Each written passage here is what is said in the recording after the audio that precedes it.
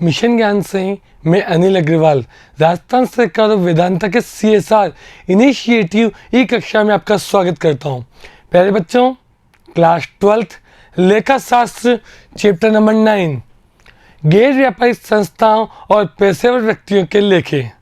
प्यारे बच्चों, इस वीडियो में मैं आपके लिए लेकर आया हूं विविध उदाहरण, जहां हम कुछ उदाहरणों के बारे में बात करेंगे, कैसे तैयार होते हैं प्राप्ति भुगतान आयव्यय चिट्ठा।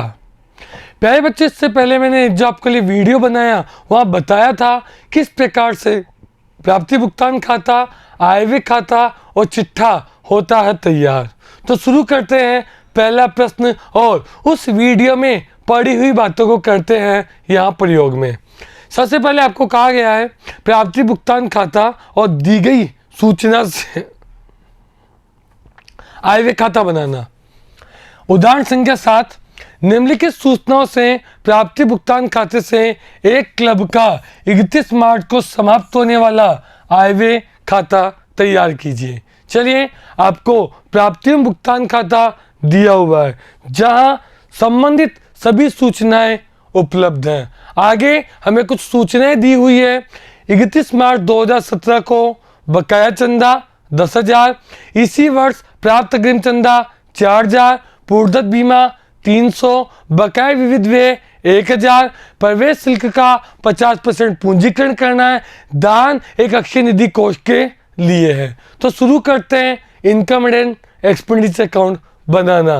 प्राप्ति भुगतान खाता हमें दिया हुआ है। प्राप्ति भुगतान खाते और कुछ अन्य सूचनाओं को प्रयोग में लेकर हमें बनाना है इनकम एंड एक्सपेंडिचर अकाउंट। सबसे पहले बात करूं to cash in hand and cash at bank, ये दोनों हमारे रोकड़ बही के प्रारंभिक शेष हैं। और जैसा कि आप जानते हैं, रोकड़ बही के प्रारंभिक शेष को प्राप्ति भुगतान खाते में तो दिखाया जाता है, परंतु आयव्यय खाते में नहीं दिखाया जाता।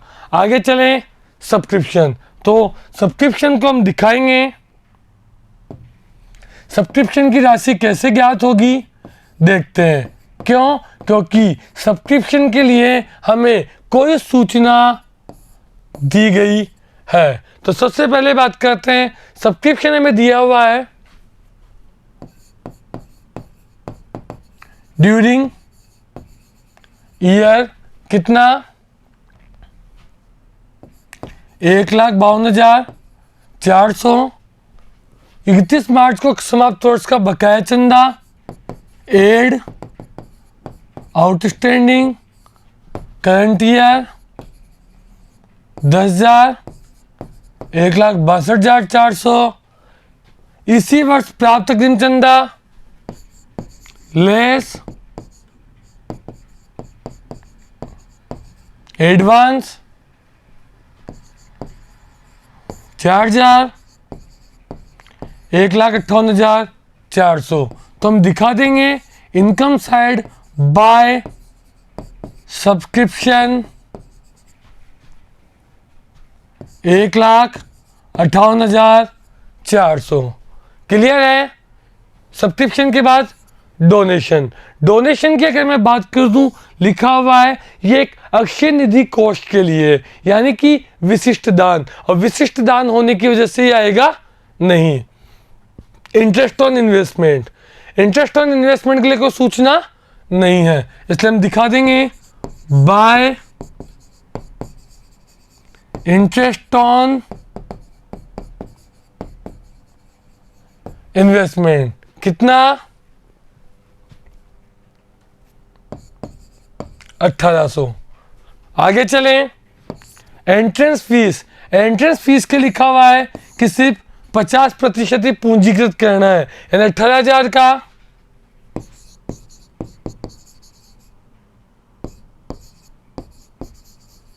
50%,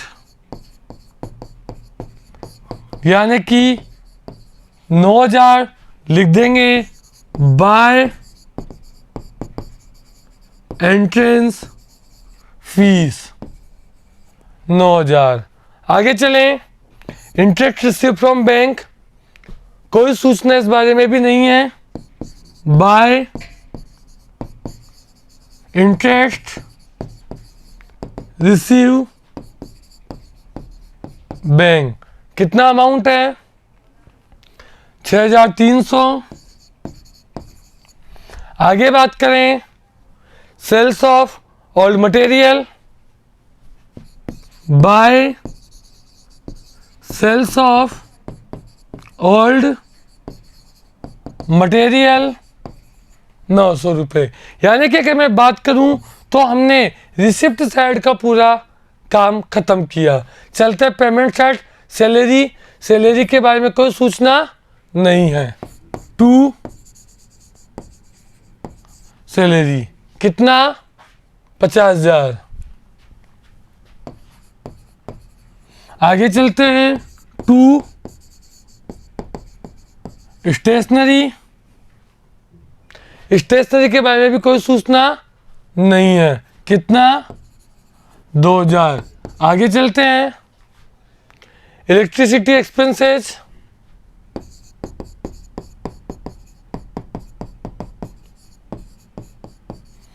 इलेक्ट्रिसिटी एक्सपेंसेस के बारे में भी कोई सूचना नहीं है। 7,000। आगे चलते हैं बिलियर टेबल। टेबल एक तरह की एसेट्स होती है, इसलिए हम इसे पूंजीगत व्यय मानते हुए आय व्यय खाते में नहीं लेकर जाएंगे। परचेज इन्वेस्टमेंट, इन्वेस्टमेंट भी आपकी एसेट्स होती हैं, इसलिए हम पूंजीगत व्यय मानते हुए आय व्यय खाते में नहीं लेकर जाएंगे। सन्ड्री एक्सपेंसेज, विविध व्यय बकाया है। पहले कितने? 6,000। चलिए सन्ड्री एक्सपेंसेज पहले हैं 6,000, एड आउटस्टैंडिंग 1,000, टोटल हो गए 7,000। दिखा देते हैं टू सन्ड्री एक्सपेंसेज 7,000। आगे चलते हैं। आगे लिखा हुआ है परचेज ऑफ एसेट्स। एसेट्स को आप परचेज करेंगे तो पूंजीगत व्यय है, नहीं आएगा। इंश्योरेंस प्रीमियम, इंश्योरेंस प्रीमियम के लिए भी सूचना है पूर्वदत्त बीमा, यानी कि यही दिखा देता हूं टू इंश्योरेंस कितना है? 2,400। पूर्वदत्त है तो क्या हो जाएगा? लेस प्रीपेड 300 दिखा देंगे 2,100। वो cash in hand cassette bank, जो दोनों के दोनों रोकड़ बही के और बैंक कॉलम के शेष हैं जो दिखाए नहीं जाते। आगे चलें। पहला, दूसरा, तीसरा पॉइंट हो गया। प्रवेश शुल्क का पूंजीकरण हो गया। दान एक अक्षय निधि कोष को हो गया है। बैलेंस निकालेंगे और जो बैलेंस आएगा वो आएगा टू में कमाया तो टू सरप्लस और बाय में कमाया तो बाय डेफिसिट। तो प्यारे बच्चों, इस प्रकार से हम इनकम एंड एक्सपेंडिचर अकाउंट तैयार कर सकते हैं। सबसे पहले हमने रोकड़ बही का कोई शेष जो दिया हुआ था वो नहीं दिखाया, जो प्राप्तियां थी वो बाय में और जो इनका एक्सपेंसेस थे उनको टू में दिखाया, और संबंधित जो भी सूचनाएं थी उनको किया फॉलो। चलते हैं अगले प्रश्न की ओर। आपको निम्नलिखित प्राप्ति भुगतान खाता आपको दिया हुआ है और तैयार करना है आय व्यय खाता। चलिए शुरू करते हैं आय व्यय खाता। कुछ सूचनाएं आपको दी गई है। सबसे पहले बात करते हैं टू बैलेंस बीडी। यहाँ आपको बैंक का ओपनिंग बैलेंस दिया हुआ है और जैसा कि आप जानते हैं ये नहीं आता है, इसलिए हम छोड़ देंगे। आगे चलते हैं। सबसे पहले सब्सक्रिप्शन ड्यूरिंग द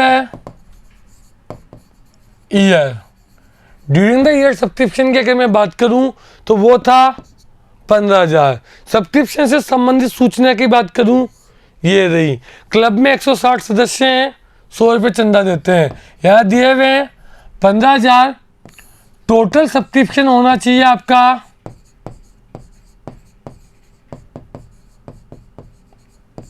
160 सदस्य और 100 रुपये, यानी 16,000। आउटस्टैंडिंग है 1,000। यहां दिखा देंगे बाय सब्सक्रिप्शन 16,000। आगे चलते हैं। सब्सक्रिप्शन के बाद donation for sport fund. Sport fund के लिए जो आपको डोनेशन दिया हुआ है ये आपके लिए एक किसी विशिष्ट दान से कम नहीं है। एक बार देखते हैं। खेल कोष का प्रारंभिक शेष आपको 5,000 दिया हुआ है और डोनेशन आपको मिला हुआ है 30,000 का। आगे बात करें और कोई सूचना नहीं है। स्पोर्ट एक्सपेंसेस भी आपको दिए हुए हैं। देखा जाए तो आप क्या देख पा रहे हैं, डोनेशन जो है वो 30,000 का है और स्पोर्ट एक्सपेंसेस 40,000 है, यानी कि एक्सपेंसेस ज़्यादा हो गए। और जैसा कि आप जानते हैं एक्सपेंसेस ज़्यादा होने पर स्पोर्ट फंड सबसे पहले ओपनिंग बैलेंस कितना है 5,000 प्लस डोनेशन आपको मिला 30,000, टोटल हो गए 35,000 माइनस एक्सपेंसेस 40,000, 5,000 आ गए माइनस में। और माइनस में आ जाने की वजह से हम इन्हें दिखा देंगे टू स्पॉट फंड एक्सपेंसेस 5,000। यदि आपके स्पोर्ट फंड के लिए जो डोनेशन मिलता है अगर उससे ज़्यादा आप खर्च कर देते हैं तो उसे आयव्यय खाते के नाम पक्ष में दिखाया जाता है। चलते हैं आगे। Government subsidy by government subsidy 2,000। आगे चलते हैं। लाइफ मेंबरशिप फीस इसमें आती नहीं है। Interest on bank deposit, interest on bank deposit 1,000 रुपये। यहां लिखा हुआ है 200 रुपये ब्याज है प्राप्त है, तो यहां लिख देंगे बाय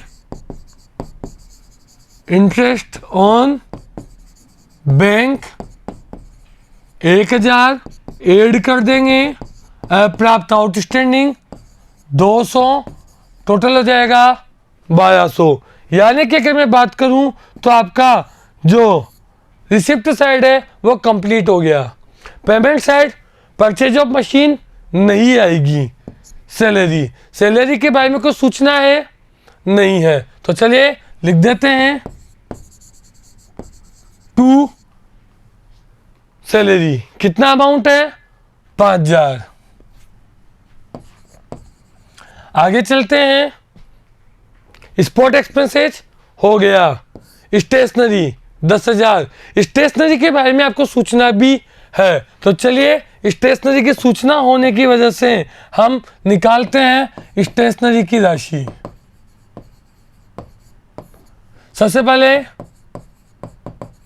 ड्यूरिंग ईयर कितना है स्टेशनरी का अमाउंट ड्यूरिंग द ईयर 10,000। आगे चलते हैं। ये प्रारंभिक शेष ये अंतिम शेष।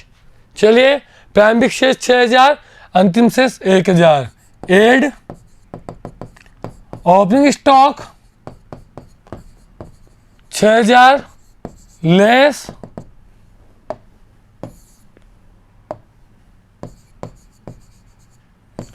Closing stock 1,000, 15,000। आगे चलते हैं। लेनदार बकाया ये प्रारंभिक ये अंतिम less outstanding opening 3,000 add outstanding closing. चलिए हो जाएगा 15,500। दिखा देते हैं टू स्टेशनरी 15,500। आगे चलते हैं। ये हो चुका है, ये हो चुका है। Entertainment expenses 6,000। चलिए दिखा देते हैं टू एंटरटेनमेंट एक्सपेंसेज 6,000। आगे चलते हैं। ये भी हो चुका है, बैलेंस आएगा नहीं। अब बचा मशीन। मशीन पे इसने कहा है 10% हमें लगाना है डेप्रिसिएशन। खरीदी गई है 1 जुलाई को, खाते बंद हो रहे हैं मार्च में, मशीन की वैल्यू 6000। निकाल देंगे डेप्रिसिएशन ऑन मशीन 6000, 10%, जुलाई से मार्च 9 महीने, 9 महीने के लिए लगा देंगे डेप्रिसिएशन। 3 तिया 9, 3 चौक 12, 2 जीरो से 2 जीरो, 450 आ जाएगा। To depreciation on machine 450। अन्य कोई सूचना हमारे पास है नहीं, यानी कि अब हमें निकालना है सरप्लस और डेफिसिट।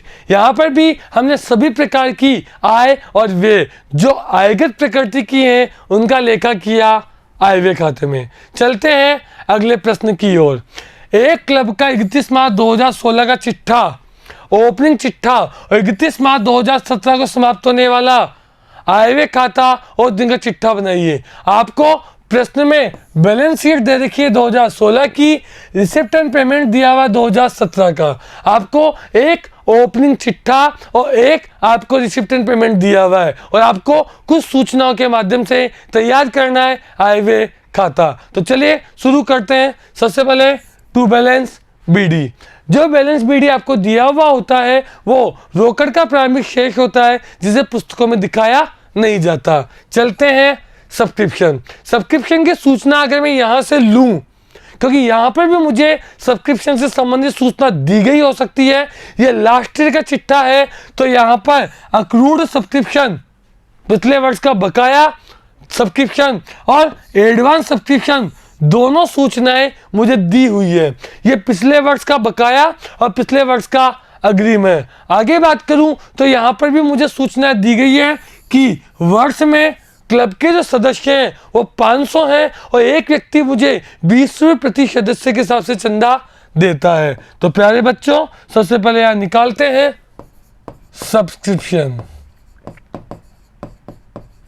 सब्सक्रिप्शन की अगर मैं राशि की बात करूं तो सीधी सी बात है, जो राशि मुझे दिखाई जाएगी वह 500 गुणा 20, 500 सदस्य और 20 रुपये प्रति सदस्य, यानी कि इनकम एंड एक्सपेंडिचर में जो सब्सक्रिप्शन दिखाया जाएगा वो दिखाया जाएगा बाय सब्सक्रिप्शन 10,000। मुझे यहां अभी निकालना है कितना सब्सक्रिप्शन बाकी है और कितना क्या है, वो बैलेंस शीट से संबंधित होगा जिसकी बात हम बाद में करेंगे। सब्सक्रिप्शन आगे चलते हैं। Whole rent. होल रेंट की अगर मैं बात करूं तो पहले देखते हैं होल रेंट से संबंधित कोई इंफॉर्मेशन यहां तो नहीं है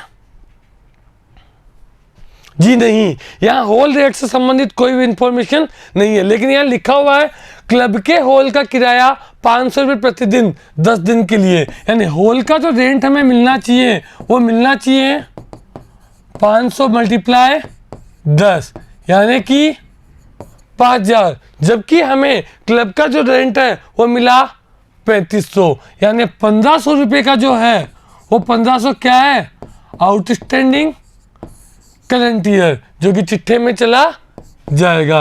यहां लिख देता हूं बाय होल रेंट 5000 रुपये। आगे चलते हैं। Interest on fix deposit. Fix deposit की बात करूं तो यहां मुझे ऑलरेडी इंटरेस्ट दिया हुआ है 500 का, और आगे की इंफॉर्मेशन की बात करूं तो यहां नहीं दिया गया है। फिक्स डिपॉजिट कितना है 50,000, कितना मिलना चाहिए 7%, यानी कि मुझे इंटरेस्ट जो मिलना चाहिए इंटरेस्ट ऑन एफडी वो मिलना चाहिए 50,000 का 7%, 3500 रुपये। तो मैं यहां पे भी दिखा दूंगा बाय इंटरेस्ट ऑन एफडी 3500 रुपये। चलते हैं आगे। Donation for environment fund. Environment fund आपके पास, एंटरटेनमेंट फंड, इन्वायरमेंट फंड कितने हैं? 50,000 के हैं।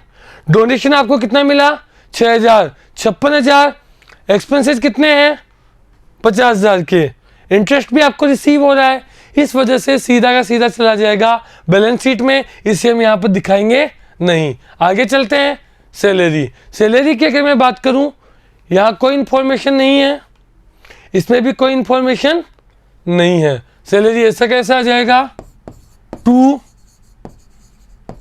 सैलरी कितना है? 1,000। चलिए आगे बात करते हैं tax and insurance. Tax and insurance की अगर मैं बात करूं, 2,000 दिया हुआ है। यहां पर टैक्स एंड इंश्योरेंस से रिलेटेड कोई इंफॉर्मेशन नहीं है, यहां पर भी टैक्स एंड इंश्योरेंस से रिलेटेड कोई इंफॉर्मेशन नहीं है। टैक्स एंड इंश्योरेंस कितना है? 2,000। To printing and stationery. Printing and stationery की बात करूं, यहां पर भी कोई सूचना नहीं है। 700 रुपये। To repair. रिपेयर मरम्मत से संबंधित भी यहां कोई सूचना नहीं है, यहां पर भी मरम्मत से संबंधित कोई सूचना नहीं है। कितना है? 300 रुपये। आगे चलें।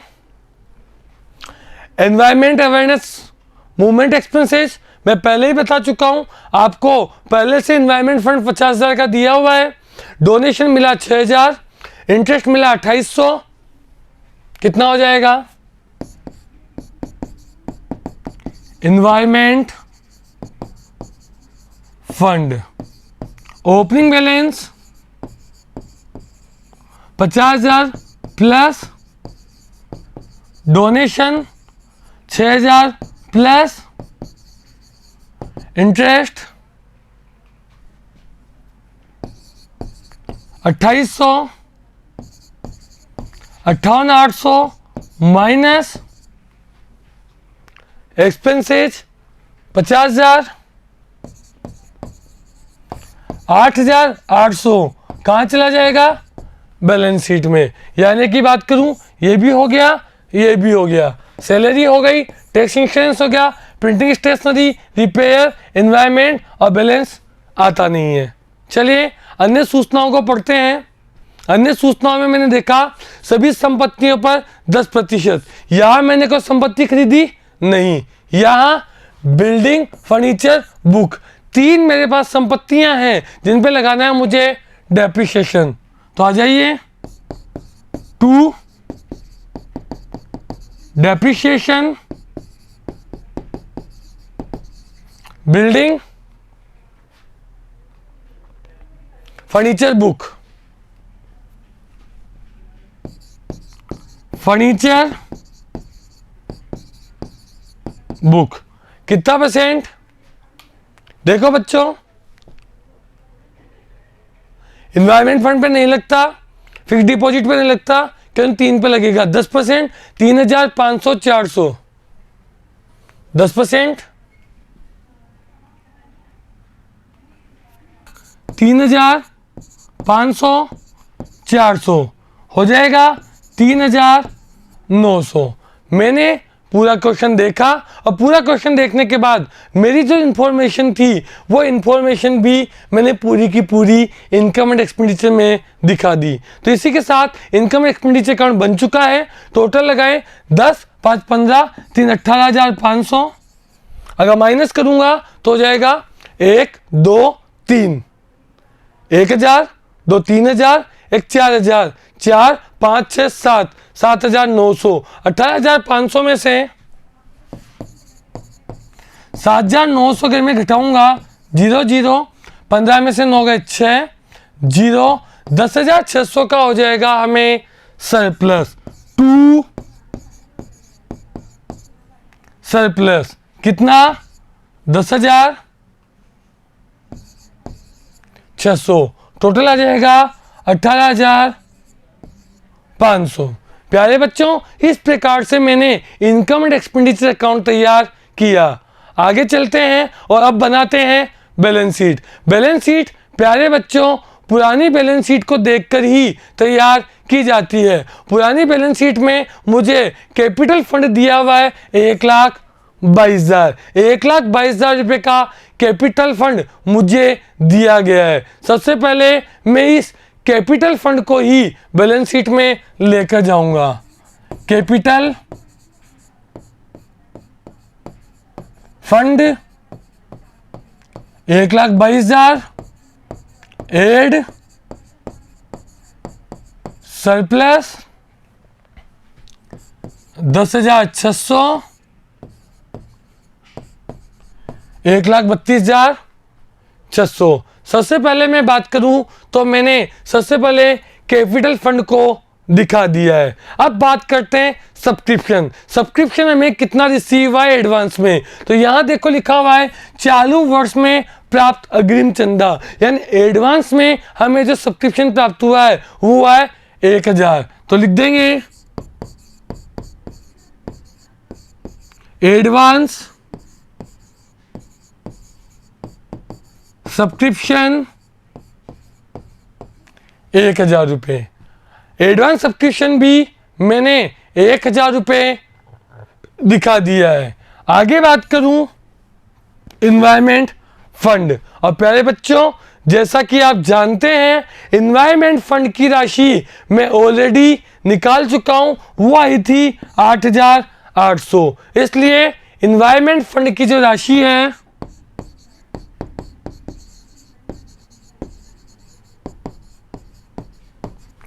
8,800 रुपये में डायरेक्टली दिखा दूंगा। अगर मैं बात करूं तो मैंने लायबिलिटी साइड के जितने भी ट्रांजैक्शन थे उनको दर्ज किया। अब बात करते हैं बिल्डिंग फर्नीचर बुक। ये तीनों वो चीजें हैं जो हमारी संपत्तियां थी और जिन पर हमने लगाया था डेप्रिसिएशन। तो चलिए दिखाते हैं। सबसे पहले building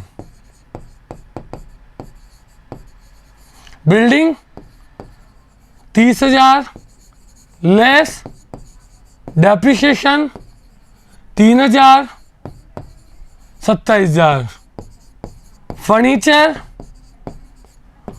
5,000 less depreciation 500 4500। Books 4,000 less depreciation 400।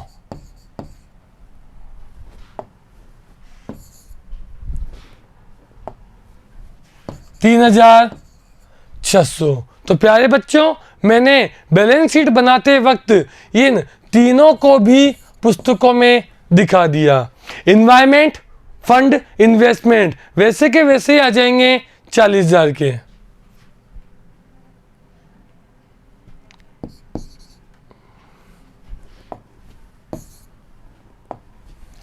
Seven % environment fund investment 40,000। 7%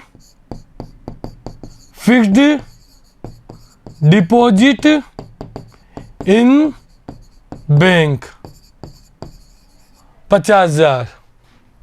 अगर मैं बात करूं तो मैंने यहां पर जो 7% इन्वायरमेंट और 7% फिक्स डिपॉजिट दोनों को ही दिखा दिया है। अब बात करते हैं इंटरेस्ट की। तो इंटरेस्ट की अगर मैं बात करूं तो मुझे इंटरेस्ट फिक्स डिपॉजिट पे कितना चाहिए था 3,500। जबकि अगर मैं बात करूं तो पहले से ही मेरा कुछ इंटरेस्ट बाकी था 500, यानी 3,500 रुपये में से 500 पिछले वर्ष का था और तो मुझे 3,000 रुपये प्राप्त होने चाहिए, लेकिन मुझे प्राप्त हुआ 3,700। यानी अगर मैं बात करूं तो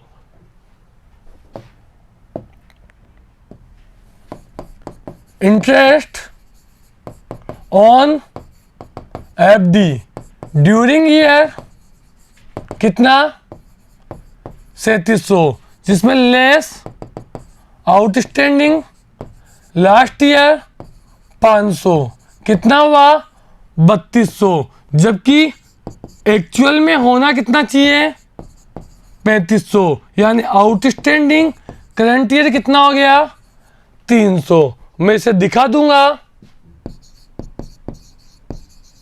अक्रूड इंटरेस्ट ऑन एफडी 300। आगे चलें, अब बात करते हैं। तो हमारे पास आ रहा है सब्सक्रिप्शन। सब्सक्रिप्शन में अगर मैं बात करूं, एडवांस में पहले 500 था और 2000 था बकाया। Subscription during year, during year की अगर मैं बात करूं तो सब्सक्रिप्शन कितना है during the year? During the year subscription है आपका 12,000, प्लस करोगे लास्ट ईयर एडवांस 500, 12,500, माइनस करोगे लास्ट ईयर आउटस्टैंडिंग, कितना था लास्ट ईयर का आउटस्टैंडिंग 2,000,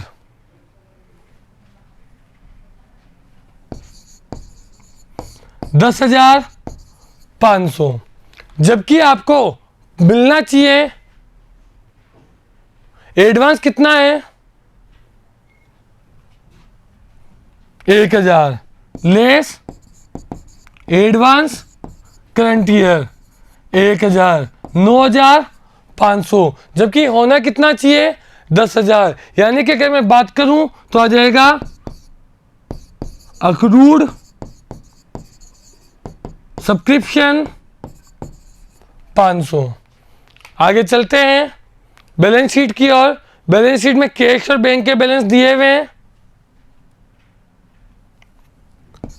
कैश 1,000, बैंक 14,000, और कोई सूचना जो रह गई हो, क्लब के सदस्य हो गए, चंदा हो गया, हॉल का किराया। हॉल का किराए की अगर मैं बात करूं तो 1,500 रुपये आउटस्टैंडिंग है, जिसे मैं यहां दिखा देता हूं। Outstanding hall rent 1,500। प्यारे बच्चों, इस प्रकार से मेरा बैलेंस शीट का टोटल इक्वल आना चाहिए। अगर बैलेंस शीट का टोटल इक्वल आता है तो मैं मानूंगा कि मेरा सवाल बिल्कुल सही है। तो प्यारे बच्चों, इस प्रकार से आप सबसे पहले इनकम एंड एक्सपेंडिचर अकाउंट तैयार कर सकते हैं। आपको रिसिप्ट एंड पेमेंट अकाउंट की सूचनाएं दी गई होंगी। रिसिप्ट एंड पेमेंट अकाउंट की सूचनाओं और अन्य सूचनाओं और बैलेंस शीट को देखते हुए आप सबसे पहले इनकम एंड एक्सपेंडिचर तैयार करेंगे। इनकम एक्सपेंडिचर अकाउंट तैयार करते समय सबसे पहले आप जो रोकड़ का प्रारंभिक और अंतिम शेष है उन्हें छोड़ देंगे। अन्य सूचनाओं को ध्यान में रखते हुए आप इनकम एंड एक्सपेंडिचर अकाउंट की इनकम और एक्सपेंडिचर दोनों को ध्यान में रखते हुए एक एक समायोजन आपको करने होंगे। समायोजन जो चालू वर्ष के बकाया हैं, जो चालू वर्ष के अग्रिम है, तब पिछली बैलेंस शीट में जो पिछले वर्ष के बकाया और अग्रिम है उन्हें पूरा ध्यान से देखते हुए आप उनका समायोजन करते हुए आय और व्यय को दिखाएंगे। उसके बाद अगर कोई गैर रोकड़ मदें जैसे कि डेप्रिसिएशन है तो उन्हें आप पुस्तकों में शामिल करेंगे। उसके बाद आप निकालेंगे सरप्लस। सरप्लस जब आप लोगों को मिल जाएगा तो उसके बाद आप तैयार करेंगे बैलेंस शीट। बैलेंस शीट तैयार करते वक्त आपको पुरानी बैलेंस शीट को ध्यान में रखना है।